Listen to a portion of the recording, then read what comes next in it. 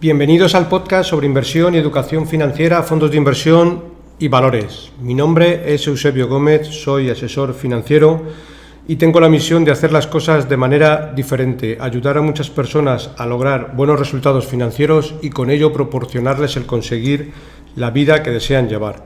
Si estás interesado en solicitar una segunda opinión sobre tu cartera de fondos, puedes hacerlo. Si me envías cómo tienes estructurada tu cartera en el momento actual, te puedo mandar una propuesta de inversión personalizada. También puedes enviarme si consideras que revise algún fondo que tienes en cartera y que no comprendes muy bien, dónde invierte, comisiones de gestión, etcétera. Para ello, como siempre, os dejo mi dirección de email, que es eusgomez@gmail.com. Bueno, como siempre, empezamos por la responsabilidad y el aviso legal. La actual presentación tiene un carácter informativo y divulgativo. No supone bajo ningún término ninguna recomendación de compra o de venta de ninguno de los fondos o acciones mencionados en esta presentación. La publicación de este podcast es a título personal. Ok, vale, pues hoy contamos con la presencia de Miguel de Juan, gestor del fondo Argos Value Fund. Si alguno de vosotros no ha seguido el podcast en anteriores ocasiones, os recuerdo que tenéis, porque Miguel ya se ha pasado por aquí en 2 ocasiones anteriores, tenéis el capítulo 103, donde repasamos un poquito el fondo, y también tenéis otro que en ese momento no los ponía con número, pero que es del 28 del 3 del 2019, donde también hablamos con Miguel. En ese caso hablamos de un libro muy interesante que Miguel publicó, que es El inversor español inteligente, que es un libro muy recomendable.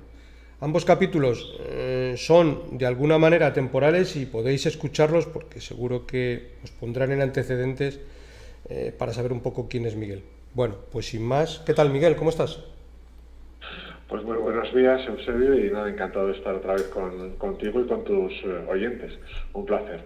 Perfecto. Bueno, pues por si alguno no escucha los anteriores capítulos, háblanos un poquito de qué es Argos, ¿vale? A ver, Argos es a ver, te cuento un poco el inicio. Yo trabajaba en banca privada. En banca privada, pues el problema básico que yo me encontraba era el conflicto de intereses entre lo que la entidad quería conseguir y lo que los clientes, que son los que depositan el dinero y la confianza, pues estaban pidiendo. Y llegó el momento en el que decidí que ese conflicto de intereses había que resolverlo, pero a favor de los clientes. Entonces, hablé con varias entidades con vistas a crear un fondo de inversión donde poder llevar a los clientes que quisieran venirse y directamente pues asesorar el fondo, ya sin más intereses que el tratar de hacerlo lo suficientemente bien como para poder ganar dinero para los inversores, ¿no? Entonces esto empezó, el fondo original nos dio el alta de la CNMV el 16 de diciembre del 2010 y empecé a asesorar de forma efectiva el 21 de enero del 2011. Y entonces desde entonces para aquí, pues primero en una gestora, luego en 2018 cambiamos el 30 de noviembre cambiamos a Esfera, y Esfera fue adquirida en 2020 por Antbank, que es donde está el fondo ahora, ¿no? El nombre del fondo oficial es Gestión Boutique /Argos, pero bueno, siempre entre nosotros ya lo llamamos Argos a secas o Argos Value Fund, para no tener más historias de nombres más complicados, ¿no? El fondo es el Argos. Y el objetivo del fondo es tener una cartera razonablemente concentrada. Tenemos ahora mismo 22 títulos en cartera. Generalmente contamos con bastante liquidez, aunque es una liquidez que lógicamente va fluctuando. Por ejemplo, en noviembre del año pasado, a finales de noviembre, teníamos el 27% de la cartera en liquidez y ahora mismo estamos con el 10%, ¿no? Porque hemos aprovechado las caídas del mercado pues para utilizar parte de la liquidez que teníamos y ponerla a funcionar, ¿no? Tanto en nuevas compañías como en incrementar posiciones en empresas que ya teníamos en cartera. Procuramos rotar poco porque el planteamiento es invertir en aquellas empresas que nos gustan para el medio y largo plazo.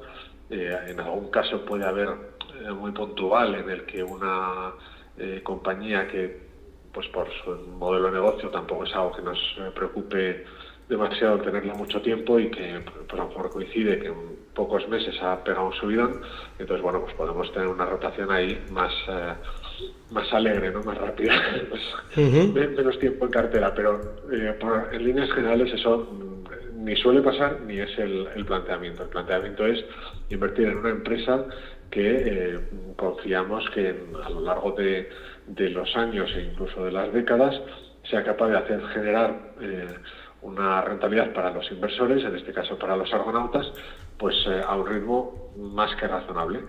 Y el planteamiento, lógicamente, es mantenernos en ella mientras no cambie. Luego, a mayores, procuramos operar solo cuando vemos una ocasión interesante, con lo cual nos estamos evitando pues los gastos de compra-venta a lo tonto simplemente por operar, ¿no? Hay meses en los que no hacemos nada y yo les he comentado alguna vez a los argonautas que cuando no hacemos nada, es decir, cuando no realizamos una operación de comprar algo o vender parte de otra o deshacer una posición al completo, lo que estamos haciendo es tener una decisión también tomada, se está actuando y la actuación, la decisión es que simplemente nos gusta cómo está en esos momentos la cartera, ¿no? La composición de la cartera. Sigue siendo una gestión activa, ¿no? En ese sentido, o en mi caso un asesoramiento activo. Hay veces que esa actividad se ve reflejada en movimientos y otras simplemente en que todo está como nos gusta y que nos mantenemos tal y como estábamos ayer, ¿no? Por así decir. Pero bueno, básicamente ese sería un poco el planteamiento general. El fondo, lógicamente, es un fondo de enfoque value. El objetivo es analizar las compañías o si estuviéramos invirtiendo a través de deuda, pues al emisor de esa deuda e invertir en esa empresa siempre y cuando el valor que hayamos calculado sea significativamente superior al precio de cotización del mercado. Asumiendo que lógicamente siempre hay errores de por medio, pero bueno, siempre no, pero siempre habrá algún error de cuando en cuando, pero el objetivo lógicamente es que esos errores sean los menos posibles y que pesen lo menos posible en la composición de la cartera para batir al mercado, incluyendo los dividendos brutos en el índice, pues eso, en el medio largo plazo. Pues háblanos un poquito, después de 10 años que ya tienes de historial, de cómo ha estado la rentabilidad en estos 10 años. La rentabilidad del fondo, con las idas, venidas y las crisis que ha habido de por medio, la rentabilidad promedio estamos hablando ahora de un 4,3%, una cosa así. El mercado, incluyendo los dividendos brutos, estamos hablando de una rentabilidad promedio del orden del 2 y pico, 2,30 aproximadamente. Te lo digo de memoria porque no lo tengo ahora mismo en la pantalla delante. Esto en un mercado en el que la rentabilidad por dividendo ha sido bastante superior a lo que es la media histórica. De hecho, en los primeros 5 años la rentabilidad por dividendo del índice, que estamos hablando del IBEX 35 con dividendos brutos, la rentabilidad por dividendo estaba en torno al 5% más o menos, 5 y pico me refiero, cuando la media histórica está en torno al 3,25%, con lo cual estábamos con un exceso del 2 y pico, ¿no? En los siguientes años, del año quinto para acá, eso se ha ido reduciendo, pero todavía estamos hablando de que el promedio de rentabilidad desde el inicio del fondo para aquí, de dividendos, pues ha estado en el 4 y pico %, es decir, sigue estando todavía por encima de la media. El planteamiento es que esa rentabilidad en exceso de dividendo pues a largo plazo se vaya a ir acercando a la media histórica, que es lo normal, y por lo tanto pues nuestra diferencia con respecto al índice pues será superior.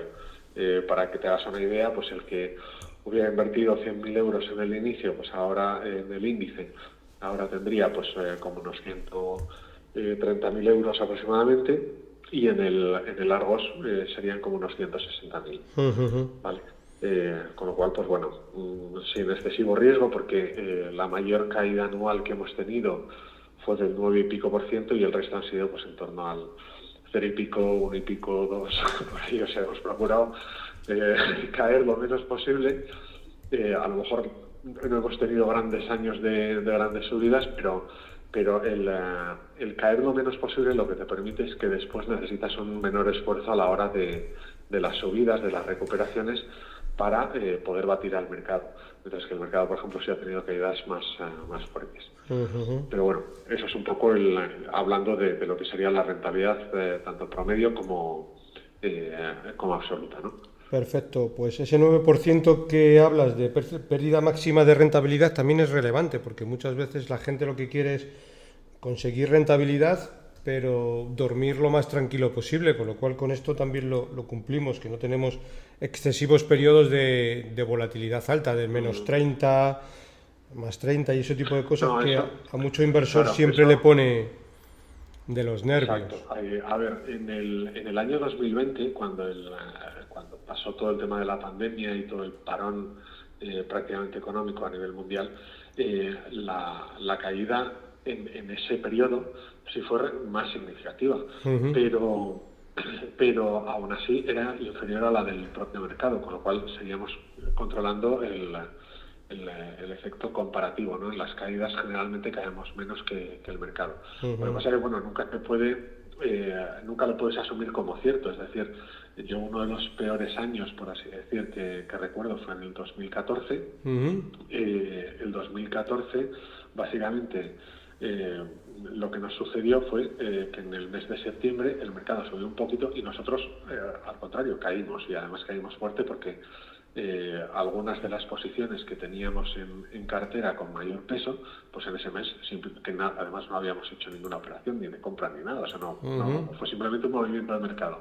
Pues en ese mes coincidió que esas tuvieran un recorte importante, y claro, lógicamente te afecta en la valoración del fondo, ¿no? En el valor liquidativo.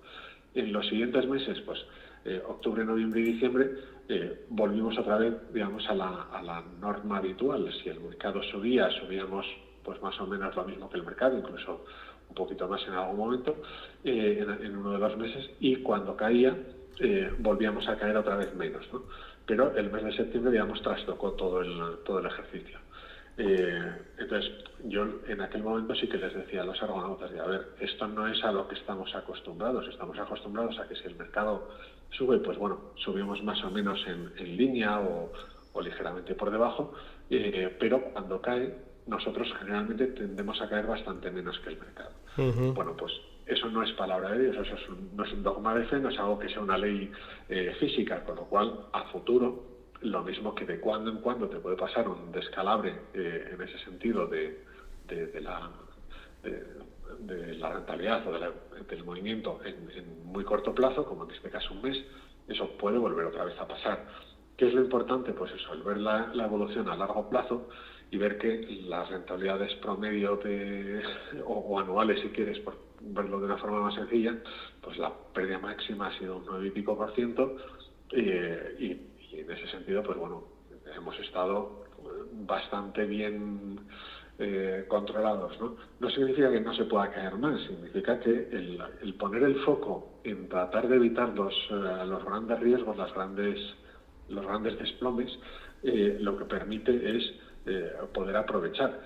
El cómo hacerlo, dado que no utilizamos derivados ni apalancamiento ni tal, es simplemente con ese volumen de liquidez, que por regla general suele ser bastante superior al 10%, calcula que en media historia, pues a lo mejor hemos estado en torno al 25 o 30% de rentabilidad, de posición promedio en liquidez, con lo cual te afecta en que en los momentos de subida te puede suponer un lastre, ¿no? Que se ve compensado generalmente con la concentración de la cartera, que tus compañías tiran con relativa fuerza, pero a la vez te compensa en la parte más importante, que es lo que decías, el poder dormir bien, porque cuando el mercado recorta, pues aun teniendo una cartera concentrada, esa posición en liquidez te permite no solamente caer menos que el mercado en ese momento, sino además poder tener herramientas, poder tener munición para poder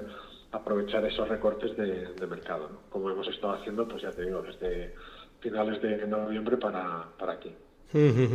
Fenomenal. Bueno, pues ahora un poquito más adelante nos adentraremos en la composición de la cartera, pero vamos a hablar un poquito, como tú comentabas, un poquito del mercado. Desde tu punto de vista, ¿en qué momento de mercado crees que nos encontramos? Y si tú crees que es buen momento ahora para invertir en renta variable de cara a los próximos 5 años. ¿Cómo lo ves? A ver, por un lado, yo no tengo previsión de mercado, es decir, siempre digo que el mercado que haga lo que quiera, que ya procuraremos hacer nosotros lo que podamos, ¿no? Pero, porque además es muy difícil predecir la evolución del mercado. Cualquier situación imprevista, pues imagínate ahora con el tema de la guerra de Rusia y Ucrania, te puede dar al traste todas las perspectivas que se podían haber tenido pues en diciembre, ¿no? Con lo cual prefiero ni planteármelo. Sí es cierto, pues que estas situaciones de incertidumbre, y estamos en una situación evidentemente de incertidumbre, tanto por el tema de inflación, por el tema de las posibles subidas de impuestos, tanto aquí en España como a nivel internacional en algunos países, en otros afortunadamente son más sensatos los políticos y están viendo que con este tipo de problemas lo que tienen que hacer es reducir un poco el gasto y tratar de aprovechar ese gasto para reducir impuestos. Más luego el tema de la situación de la propia guerra, los problemas de logística que está generando, de abastecimiento y demás, pues todo eso lógicamente lo que hace es terminar revirtiendo en la sensación del mercado, que es una situación pues un poco más de incertidumbre superior a la normal, ¿no? Entonces, este tipo de situaciones, por muy raro que parezca, suelen ser buenas ocasiones para poder invertir, porque al final lo que los inversores, lo que tus oyentes tienen que estar pensando es, mi planteamiento es, soy inversor, quiero invertir, y la mejor forma o el mejor momento de invertir es cuando los precios están baratos. Como inversor value no necesito que el mercado esté todo barato, me basta con encontrar una compañía que lo esté, ¿no? Si encuentro una compañía que vale 100 euros por acción y la compro en el mercado a 50, sería raro que no pudiera ganar dinero con ella. ¿Qué es lo que pasa? Pues que en una situación en la que, por el efecto de la incertidumbre, la incertidumbre sobre hasta dónde puede llegar la inflación, dónde pueden llevar los tipos de interés, los bancos centrales y demás, todo eso, toda esa incertidumbre en exceso, por así decir, lo que permite es que la cotización del grueso general de las compañías cotizadas pues no esté excesivamente caro, e incluso en algunos casos podemos encontrar empresas relativamente muy baratas. Entonces, bueno, pues es más fácil poder poner tu dinero a invertir cuando hay muchas ocasiones, muchas oportunidades para poder comprar barato, que no cuando tienes que encontrar una solo, ¿no? Porque todo lo demás esté caro. Entonces, en estos momentos, con vistas a los próximos 5 años, a mí me parece que es buen momento. En bolsa siempre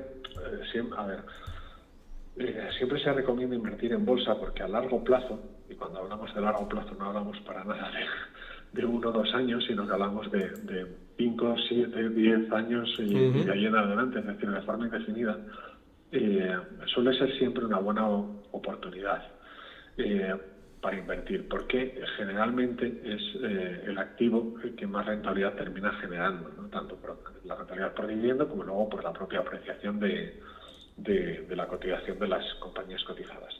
Sin embargo, en una situación, pues imagínate, hace 1 año y medio, 2 años, posiblemente fuera más complicado el encontrar compañías baratas que no en estos momentos. En estos momentos, pues sin saber lo que pueda hacer el mercado de aquí a 5 años o de cómo me pueda afectar pues todos los movimientos que está habiendo con el tema de la inflación, las subidas de tipos de interés y demás, sí entiendo que hay más facilidad para encontrar oportunidades donde invertir, donde poner el dinero y dejar que sean las empresas las que se encarguen de conseguirnos la rentabilidad, ¿no? Que es un poco la labor mía.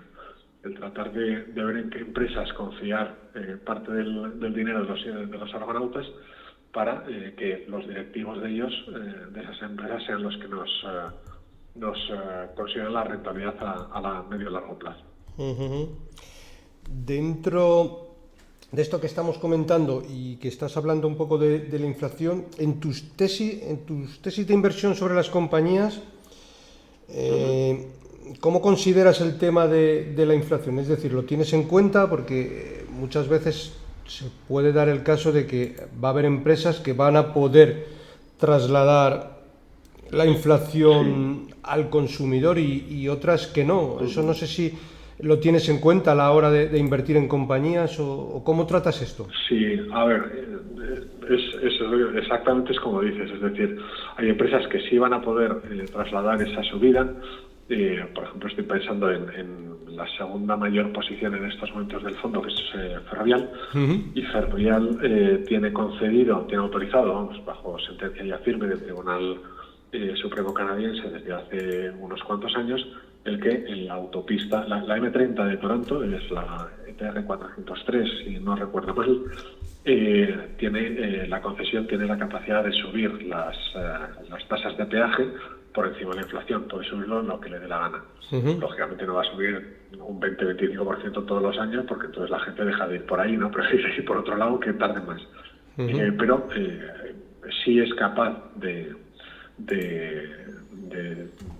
superar, digamos, el efecto de la inflación simplemente trasladándola. Entonces, yo desde hace muchos años, incluso desde antes de crear el fondo, nunca he descontado, cuando hablo, por ejemplo, de un análisis con descuento de flujos, nunca he descontado a tasas de, pues imagínate, si el tipo a largo plazo podía estar al 3%, nunca he descontado al 6%, nunca he descontado a tasas del 6, el 5 o parecido, siempre he descontado como muy poco, y ha sido en muy contadas ocasiones, del 9% en adelante. Es decir, mi planteamiento era que los tipos de interés estaban artificialmente bajos y yo no podía asumir ese riesgo, ¿no? de subida de los tipos de interés y que me quedara pillado con ellos. Entonces, he preferido siempre incorporarlo dentro de lo que es el cálculo del valor. Eso durante muchos años pues ha sido, digamos, como una especie de exceso de prudencia, si lo queremos ver así, pero siempre decía, yo nunca puedo saber cuándo van a empezar a subir los tipos de interés y nunca sé cuándo se puede disparar la inflación. Lo que sí tengo claro es que yo a tasas del 6% no me atrevo a descontar nada, porque me parece profundamente arriesgado.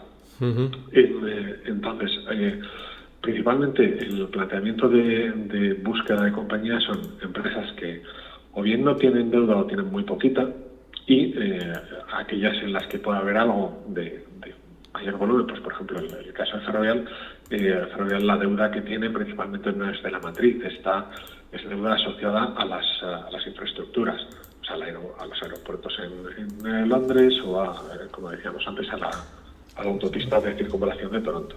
Entonces, esa estructura de deuda muy ligera dentro de lo que es la cartera, por un lado lo que te permite es evitarte el riesgo de que los tipos de interés al subir hagan que tus bonos te cuesten mucho más el tener que renovarlos, porque tienes un volumen de deuda excesiva, y simplemente lo que tenemos es una deuda pequeñita, e incluso en algunos casos, pues por ejemplo el tema de Inditex es deuda negativa, es decir, tiene exceso de liquidez, con lo cual no nos afecta.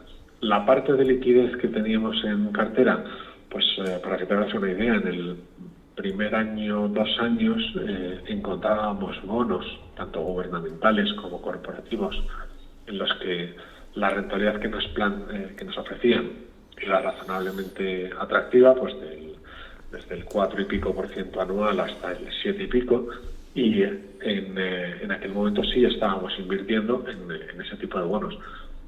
cuando eso desapareció, cuando ya no fui capaz de encontrar deuda, o digamos que la que había me encajaba mucho menos que a lo mejor invertir directamente en compañías en bolsa, lo que empecé a hacer fue mantener la liquidez directamente en liquidez, es decir, en repos de deuda, letras a muy cortito plazo, con lo cual los efectos de subidas de tipos de interés nos afectan prácticamente nada a lo que es la posición de liquidez. Si en vez de eso hubiera tenido bonos a 30 años, pues aunque me hubieran pagado más, un 1,5%, el riesgo de subida de tipos de interés hubiera sido elevadísimo. De hecho, en estos momentos pues estaríamos perdiendo dentro del, pues, entre el 20, 30, 40%, dependiendo del tipo de bono, ¿no? Con lo cual, hemos preferido que la liquidez, a lo mejor, asumir el que no nos pagaba nada, pero evitarnos los riesgos de desplomes. Ahora, se lo comentaba, me parece que fue la semana pasada o la anterior, a los argonautas les decía, la liquidez que tenemos, estos movimientos de subidas de tipos de interés, la ventaja que tenemos es que en cuanto nuestros repos, nuestras letras vayan venciendo, se van a ir renovando a tipos más altos, con lo cual la subida de tipos de interés nos beneficia en la parte de liquidez, porque vamos a ir teniendo liquidez que nos paga más, ¿no? La parte de bolsa, dado que la mayor parte de ellas prácticamente no tienen deuda o es pequeñísima, pues bueno, estamos bastante bien cubiertos por ahí, ¿no? No tenemos un exceso de riesgo de subidas de tipos de interés para cubrir el tema de inflación y generalmente todas las compañías son capaces en su mayoría de poder trasladar al menos una parte importante de estas subidas de los precios de derivados de la inflación. Estoy pensando, por ejemplo, en Calmain, que es una compañía que en su día tuvimos, es una compañía de huevos en Estados Unidos, tiene un montón de granjas y las que no son suyas, digamos, las adquiere y se dedica a la distribución de huevos, ¿no? Esta compañía, el problema que tenía en estos momentos, por eso no la tenemos, pero bueno, nos deshicimos de ella hace 2 años, si no recuerdo mal, por estas fechas. Esta compañía, el problema que tiene es que no es capaz de trasladar las subidas del precio de los piensos al precio de la docena de huevos, con lo cual te vas a ver envuelto en una situación muy incómoda, porque lógicamente vas a ver una situación que hasta que eso no se pueda ir ajustando, pues la compañía te va a ir generando pérdidas. Entonces, en líneas generales, las compañías de nuestra cartera no están en esa situación. Si son capaces de trasladar el precio o sea, la subida de la inflación al consumidor, imagínate Ferrari o Louis Vuitton, ¿no? Pues son compañías, son de lujo, ahí no van a tener ningún problema en que si la inflación sube el 8%, ellos ponerle un 10% por encima y van a tener compradores sin ningún problema. Perfecto, pues vamos a adentrarnos un poquito más ya de lleno en la cartera. Vamos a repasar las principales posiciones. Veo que dentro de la principal posición que tienes, pues es la famosa Berkshire Hathaway, ¿vale?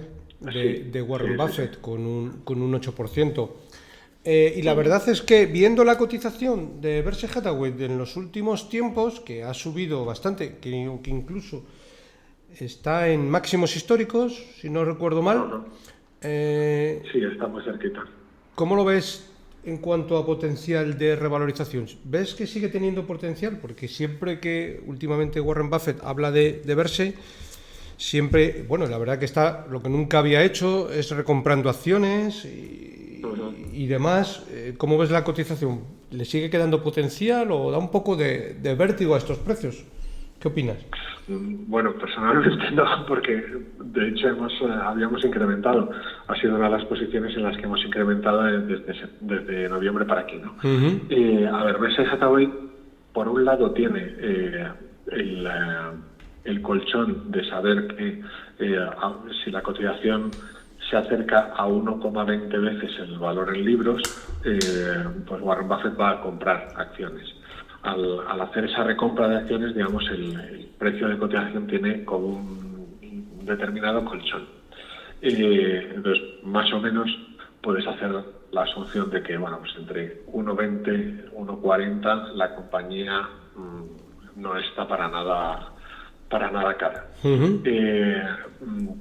Es una compañía que tiene una capacidad de generar liquidez en exceso. De hecho, es uno de los motivos por los que tiene que recomprar, porque claro, llega un momento en el que o encuentra algo barato fuera, o si le parece que lo más barato es recomprar las acciones propias de la propia compañía, pues es lo que hace, ¿no? Pero le está llegando un flujo de entre 1.500 y 1.800 millones de dólares todos los meses a Warren Buffett, con lo cual ha ido acumulando un montón de liquidez. Ha hecho unas últimas compras en los últimos meses, pero bueno, sigue generando de continuo. Imagínate, si se gastan 20.000 millones en comprar una nueva compañía, prácticamente a lo largo de 12 meses lo ha vuelto a recuperar, ¿no? Con un cálculo de, pues eso, de unos 1.500, 1.800, prácticamente en 12, 14 meses ya tiene otra vez esa misma cantidad. Entonces su problema es encontrar compañías lo suficientemente grandes como para poder invertir un volumen significativo de la liquidez que tiene. Nosotros con Berkshire Hathaway, que sí es una empresa, como dices, que por el tema del tamaño tiene complicado crecer a ritmos muy fuertes durante muchos años en el futuro, estimando que su crecimiento razonable pueda ser más bien en torno al 8 y pico por ciento de media anual. Sin embargo, hemos generado una rentabilidad desde esa posición del orden del 16%, una cosa así anual. La forma de hacerlo es básicamente ser muy oportunista en el momento de comprar, es decir, se dice siempre que precio es lo que pagas, valor es lo que obtienes. Entonces, si el valor, hagamos el ejemplo con un bono, ¿no? Si Berkshire Hathaway fuera un bono a muy larguísimo plazo, pongamos a 30, 50, 100 años, que nos va a generar de media ese 8%, si en vez de comprarlo al nominal, que me daría ese 8, lo compro por debajo del precio nominal, por debajo bastante por debajo del valor intrínseco, la rentabilidad simplemente se incrementa, ¿no? Porque te va a seguir generando 8 sobre 100, pero si en vez de pagar 100, pagas 80, pues 8 sobre 80 ya no es un 8, es un 10%, ¿no? Entonces,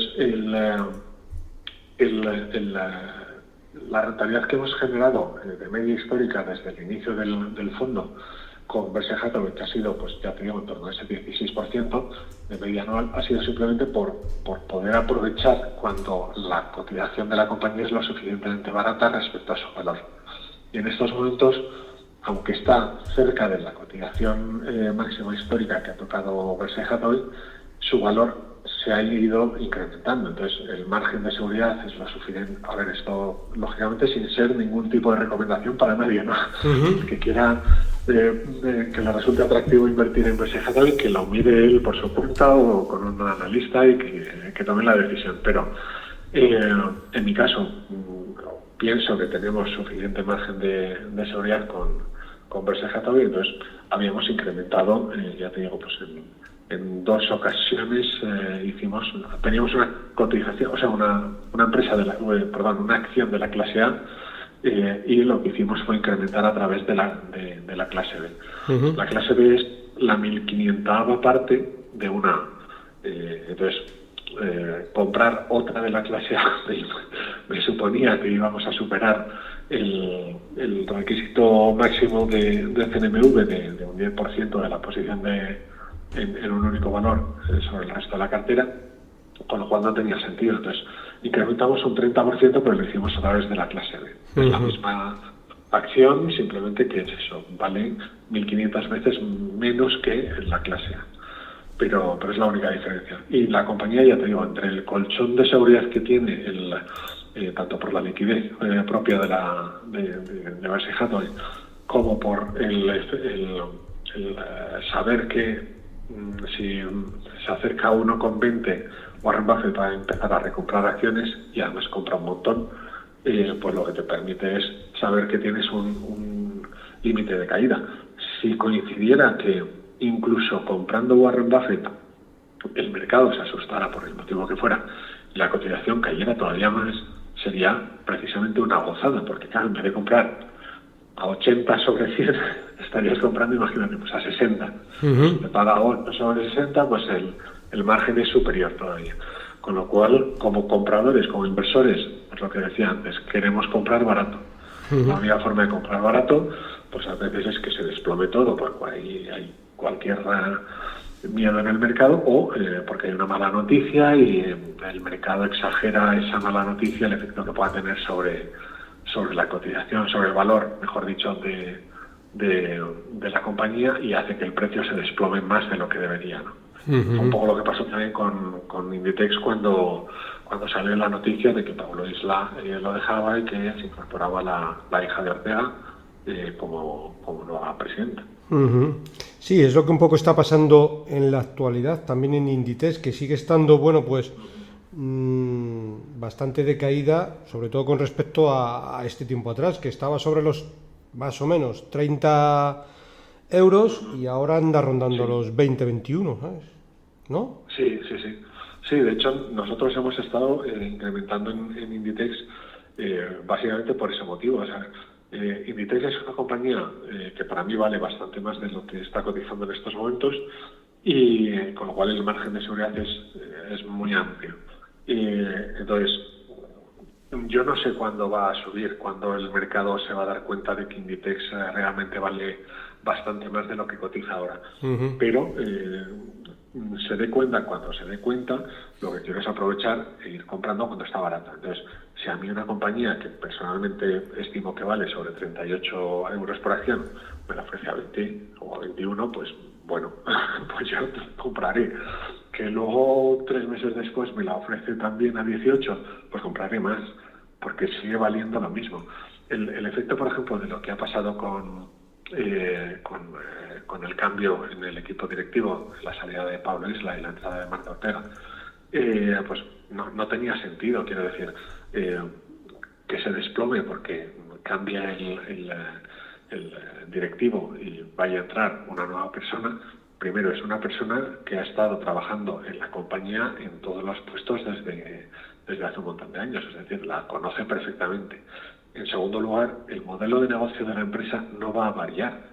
De hecho, lo único que hizo Pablo Isla, básicamente así de nuevo, fue dar el avance, por así decir, a todo lo que era la parte de comercio online. Pero el modelo de negocio ya estaba montado desde los tiempos de José María Castellanos en los años 80, cuando supuso, digamos, el boom del inicio de Zara, ¿no? Ese modelo de negocio, ese planteamiento de la logística, diseño y demás, ya estaba diseñado.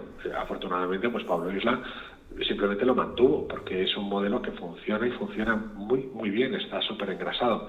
Marta Ortega no va a cambiar nada de eso. Va a mantenerlo y va a tratar de reforzar las áreas en las que se vea que hay posibilidad. Con el tema de lo de la crisis entre Rusia y China, pues han cerrado de momento las tiendas en Rusia, siguen pagando a los empleados, eso sí es cierto, pero lo que han hecho es, a ver, esto me supone un 9% de la facturación, bueno, pues vamos a incrementar, mientras la situación siga estando así, vamos a incrementar el esfuerzo en crecer en Estados Unidos. Bueno, pues ya está. No, a largo plazo no supone ningún problema. Claro, como el mercado suele exagerar esos movimientos, esas noticias, esos rumores que llegan, lo que hace es, unas veces lo exagera al alza, y es cuando a lo mejor te merece la pena deshacerte de la posición o reducir la exposición a ella, y en este caso lo exagera a la baja. Bueno, pues mira, teníamos liquidez, nos vino de perlas el que nos bajara la cotización de una empresa en la que estamos encantados de ser inversores, y ojalá duremos ahí décadas. Mientras a ellos les vaya bien, te aseguro que a nosotros no nos va a ir mal con esas compras. Hace muchos años, creo recordar, a los 2 o 3 años de entrar Pablo Isla en Inditex, una de las entrevistas que hizo, Me llamó bastante la curiosidad porque lo que comentó un poco, que qué decisiones había tomado, le preguntaban, entre muchas cosas, qué decisiones has tomado desde que has entrado en la compañía, y vino a decir, pues mira, entré en la compañía... Claro, exactamente, que joder, fue una decisión súper inteligente porque otros muchos consejeros hacen cosas solo con el hecho de justificarse de que están en el puesto, pero muchas veces la decisión inteligente, después de ver lo que vi, creo que la mejor decisión es no tocar evidentemente, quiero decir, siempre tocar cosas, pero no en exceso. Lo principal, porque es que vi que estaba todo bastante bien. Es una decisión de por sí bastante inteligente. Me llamó la atención esa respuesta, ¿sabes? Sí, es que, a ver, ya te digo, tiene todo el sentido del mundo. Si el modelo de negocio de la compañía está diseñado desde hace tiempo, es un sistema, un modelo que funciona a las mil maravillas, pues bueno, lo único que tienes que hacer es seguir ajustando para ir adaptándote a los cambios que se vayan produciendo en el sector, ¿no?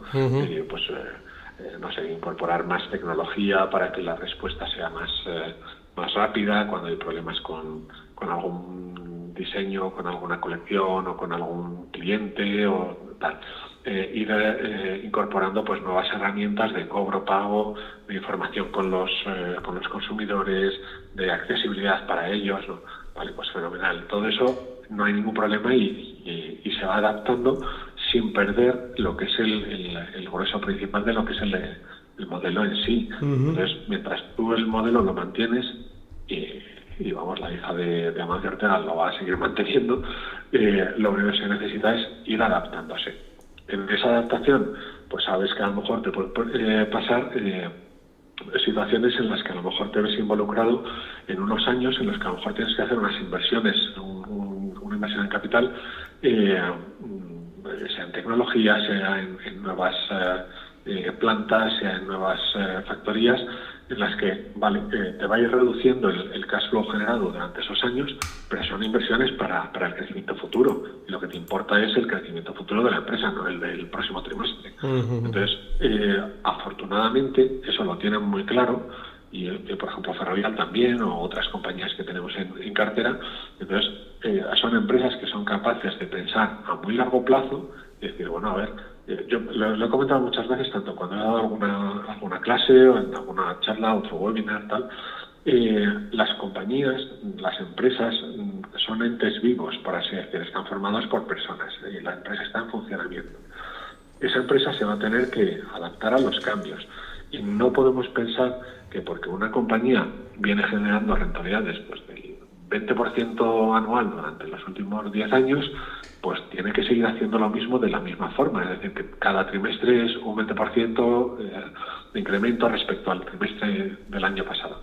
Pues hombre, no. Habrá veces que sea más, otras que sea menos. Habrá momentos en los que te vengan mal dadas por circunstancias tanto propias como de fuera de tu propia empresa. Pero eso no significa que el cambio del valor liquidativo en sí sea tan volátil como es el precio de cotización. El precio de cotización es demasiado volátil, ¿no?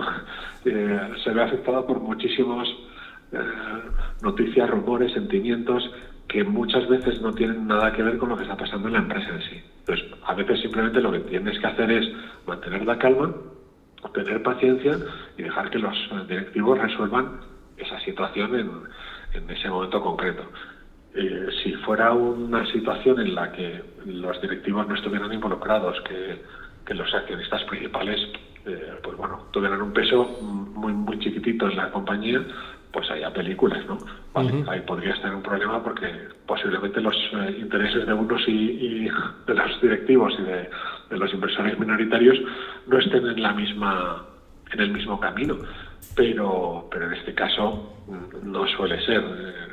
Quiero decir, en el caso de Largos, generalmente nuestras compañías, casi todas, son prácticamente empresas familiares o cuasi familiares, ¿no? El peso del inversor mayoritario es importante y están muy involucrados, con lo cual que un trimestre o un año pueda salir mal la situación, sí, desde luego, pero a largo plazo lo que te importa es que el valor intrínseco de la compañía vaya creciendo.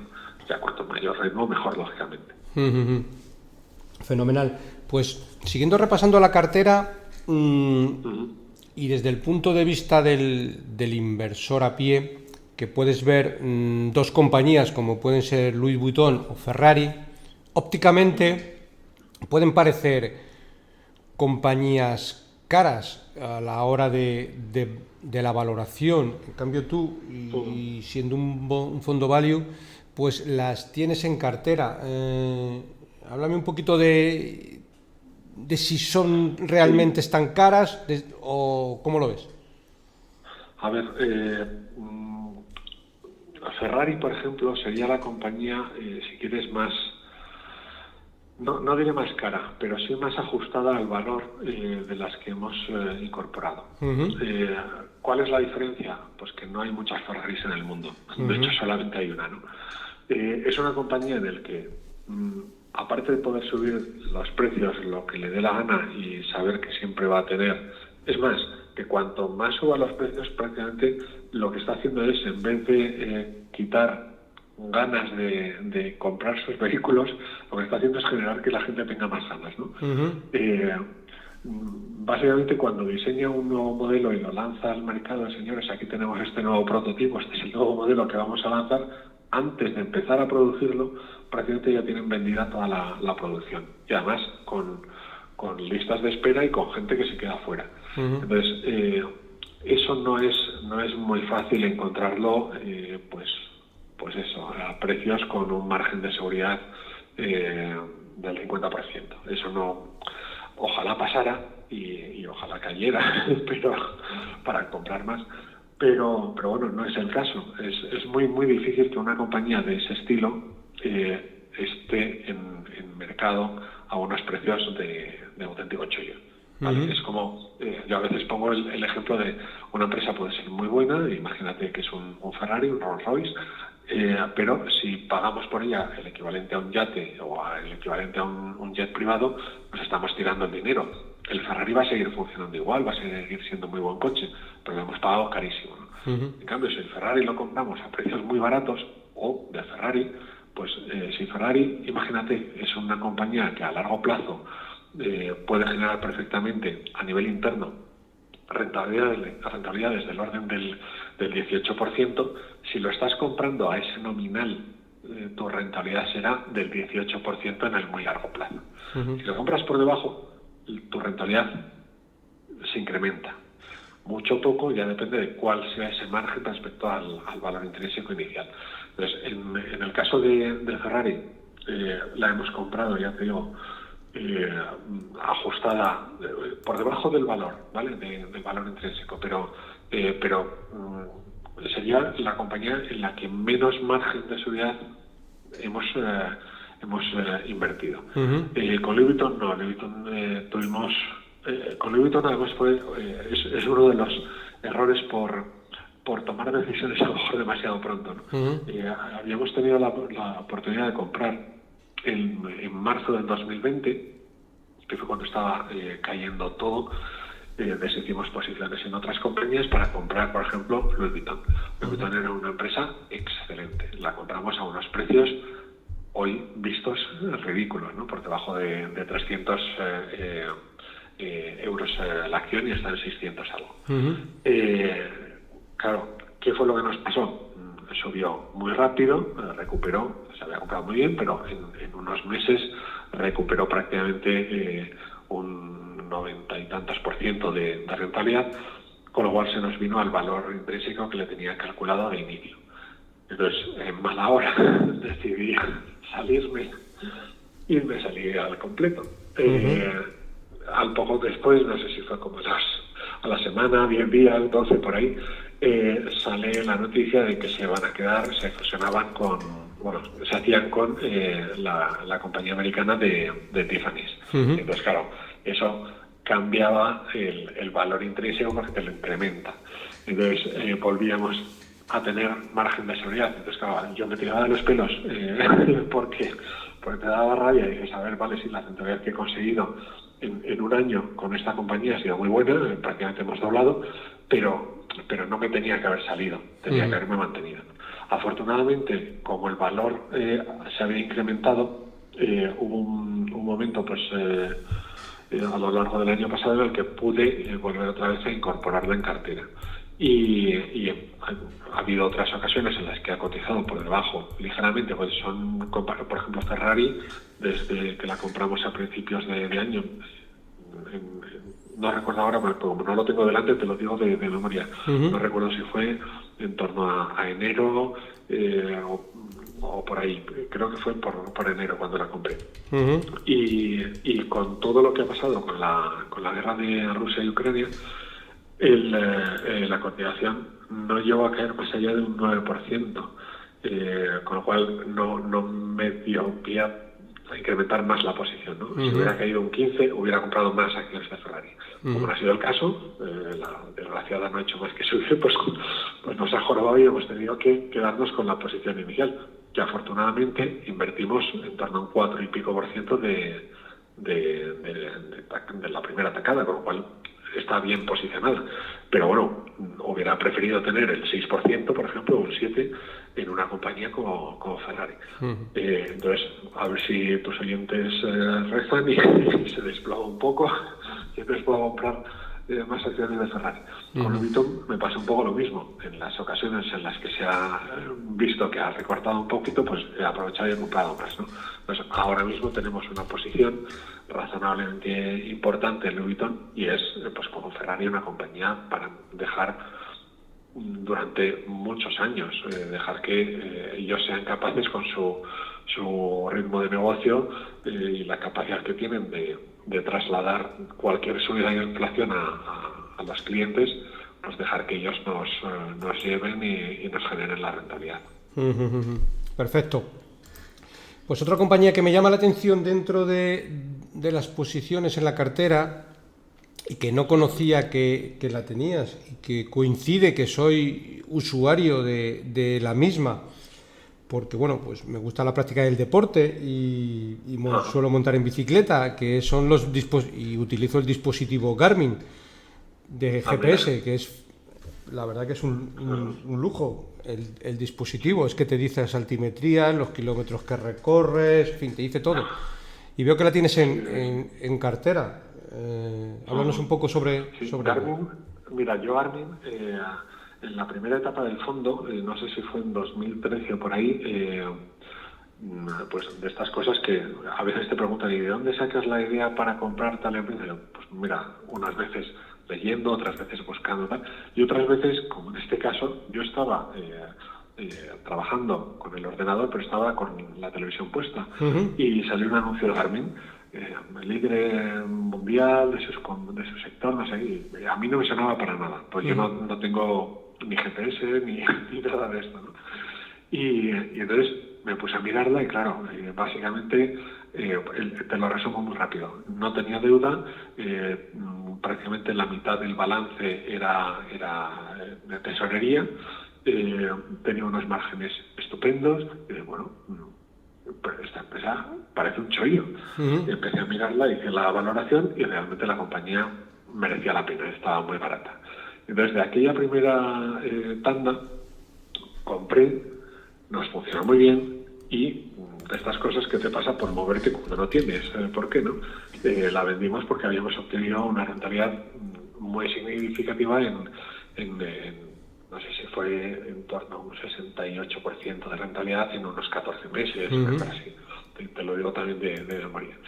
Y claro, deshicimos la posición, felices, y luego siguió subiendo y dices, ¿para qué? Si realmente la empresa merece la pena, es muy, muy buena. Entonces, cuando hemos podido volver a incorporarla, pues claro, era algo casi obligado, ¿no? Y en estos momentos, pues me parece que estamos con una rentabilidad del orden del 32-34%, sin contar dividendos, no te hablo de la parte de dividendos. Pero es una compañía en la que la intención es mantenernos durante mucho tiempo, porque sigue siendo igual, es decir, sigue siendo una compañía líder en su sector que se está adaptando perfectamente a los diferentes nichos de mercado en los que está entrando. Por ejemplo, con el tema de... Ella venía inicialmente de lo que era el área de aviación y luego se ha ido expandiendo, pues como bien dices, por el tema de deporte al aire libre, de temas de automovilismo, de temas, por ejemplo, de los últimos han sido para el área de náutica, implantar, digamos, los GPS también para los yates y demás, y sigue funcionando exactamente igual que lo venía haciendo desde el inicio. No tiene deuda, tiene un montón de efectivo en balance, sus márgenes son muy buenos, la calidad de los productos es estupenda, la imagen que tiene de los usuarios es excelente, como acabas de comentar. Entonces, claro, dices, pues déjala ahí que trabajen ellos por nosotros, que al final es el objetivo del fondo. No conocía la empresa. ¿Cotiza en Nueva York? Sí. Veo que... La sede oficial está en Suiza, pero la cotización es en Estados Unidos. Veo que últimamente, si es esta empresa, ha caído un poquillo, ¿no? Veo que había estado por 170 y está por 115 aproximadamente, ¿no? Sí. Vale. 114 me parece que estaba ayer, que funciona de ayer. Vale. Pero sí, bueno, a ver, esos son movimientos típicos de mercado, lo que hablábamos antes. Hace un año la situación de mercado era muy diferente y de entonces para acá esto se ha venido para abajo y se han venido prácticamente todas las compañías, ¿no? Algunas no, algunas han seguido subiendo en este entorno. Pero bueno, se ha visto afectada, entre otras cosas, por el sector tecnología. Ha caído casi todo, por así decir, y entonces a esta también le ha venido. Su rentabilidad ha seguido igual de bien, ha seguido ganando más. Entonces, claro, ¿cuándo compras una empresa de este estilo? Pues cuando está barata. ¿Está barata en estos momentos? Pues personalmente pienso que sí. Insisto que no es recomendación de compra para nadie. Correcto. Con todo, si quieren invertir en ella, pues bueno, siempre pueden hacerlo a través de largos, lógicamente, pero vamos, que nunca es una recomendación de inversión, que luego no queremos que nadie invierta sin haber mirado en la compañía y haberla analizado. Correcto, yo siempre al principio del capítulo siempre hablo de la responsabilidad y el aviso legal, de que todo lo que hablamos siempre tiene un carácter informativo y divulgativo y que en ningún caso supone recomendaciones ni de compra ni de venta, que cada uno por sí mismo tiene que hacer su propio estudio y sus propios deberes. Y muchas veces, como indicas, quizás lo mejor es para un inversor particular, pues invertir a través de un fondo, porque bueno, pues tiene diferentes compañías, está diversificado y salvo que tengas mucho tiempo y puedas analizar la compañía profundamente, pues quizás sea lo mejor, porque como siempre pasa, al final el mercado siempre te acaba probando. Tú compras algo en 100 que no sabes muy bien lo que vale, se va a 50 y lo normal es que te asustes mucho y salgas corriendo de la posición porque no sabes realmente lo que has comprado. Y a lo mejor es un punto muy bueno, Eusebio, porque el riesgo principal para el inversor no es tanto el calcular cuánto vale algo, sino es el poder aguantar el que el mercado te esté diciendo que estás equivocado. Claro. Entonces, si te lo está, imagínate, si tú estás equivocado porque piensas que algo vale 100, lo has comprado en 50 y se ha subido a 90 y resulta que tú estás equivocado y el mercado sabe que después eso va a valer mucho menos, pues bueno, mientras tú estás ganando dinero es muy fácil de sobrellevar los errores, ¿no? De haberte metido en algo que no deberías haber invertido, pero si estás ganando, todo el mundo se excusa muy fácilmente. Pero el problema es cuando el mercado te está diciendo que no tienes razón y tú sabes que, o deberías saber que sí que la tienes. Y esa situación es la más complicada porque terminas tomando la peor decisión, en ese caso salirte, generalmente en los peores momentos, es decir, justo cuando ya le queda poco, digamos, de caída o poco tiempo para que empiece a repuntar. Entonces, el aguantar esos momentos es muy complicado porque es una situación que depende más del carácter, de la convicción de cada uno y no tanto de la fórmula matemática para calcular el valor de la compañía, ¿sabes? Exacto, eso muy bien apreciado. Perfecto. Pues por mi parte yo creo que es todo. Si consideras algo más que nos hayamos dejado en el tintero, ya sabes lo que dice el refrán, habla ahora o calla para siempre. O calla para siempre. Hemos repasado un poco. No está de más, que siempre está bien, pues que hables un poco o que comentes para cualquier oyente que quiera estar a escucharlo y que quiera invertir en el fondo. ¿Cómo debe hacerlo? Sí, bueno, a ver, el fondo es un fondo que está dentro de la gestora de Antbank. Uh-huh. Entonces, como decía al principio, el nombre oficial del fondo es Gestión Boutique 6/Argos. Uh-huh. Y a partir de, bien que puede entrar a través de la propia página web o puede entrar a través de la página web, me refiero tanto de Antbank como de MyInvestor, porque lo tienen las dos plataformas que pertenecen al mismo grupo. Y puede hacerlo también si vive, por ejemplo, en una localidad donde hay oficina de Antbank, pues puede ir directamente a través de la oficina y contratarlo. Uh-huh. Mi recomendación para todos los que estén interesados, sea en el Argos o en conocerme más, en poder charlar conmigo y preguntarme sus dudas o curiosidades, pues siempre es que se pongan en contacto conmigo. Yo en las cartas siempre pongo el correo electrónico, que es...